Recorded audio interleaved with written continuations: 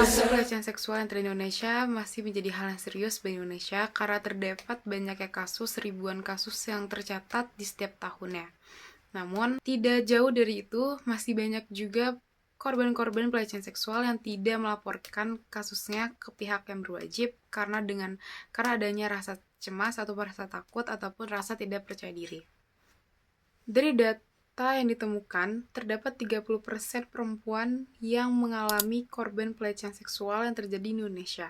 Undang-Undang Tindak Kekerasan Seksual atau UU TPKS nomor 12 mengenai pencegahan seksual menjadi langkah penting bagi pelindung korban dan petindak untuk pelaku. Kasus pelecehan seksual yang terjadi di Indonesia salah satunya adalah pada KRL, di mana penumpang KRL dilecehkan oleh pria dan diviralkan sehingga pelaku tersebut sudah ditangkap. Dengan begitu, kasus pelecehan seksual bisa terjadi di mana saja, baik di ruangan tertutup maupun ruangan terbuka ataupun di umum. Meskipun sudah terdapat undang-undang mengenai tindak kekerasan seksual tentang pencegahan seksual, kita juga harus mempunyai pencegahan diri sendiri untuk tidak terkena dalam korban dari pelaku seksual tersebut. Di antaranya adalah kita harus bisa berani speak up untuk melaporkan kejadian tersebut ke pihak yang berwajib.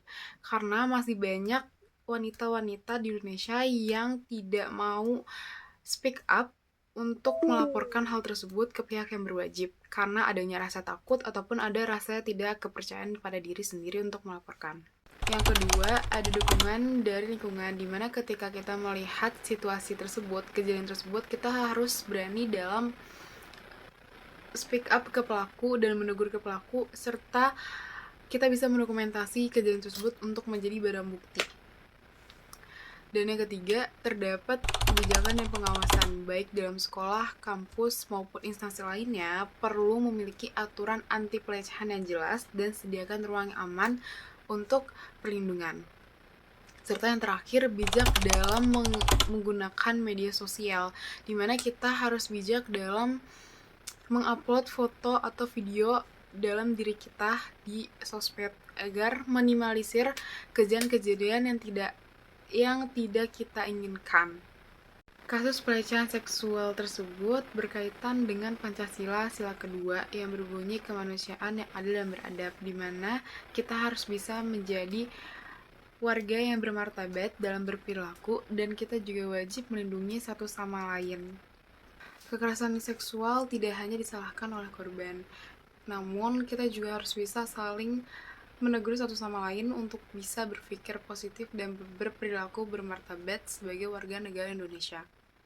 Karena kekerasan seksual tidak hanya merugikan diri sendiri, namun merugikan orang lain.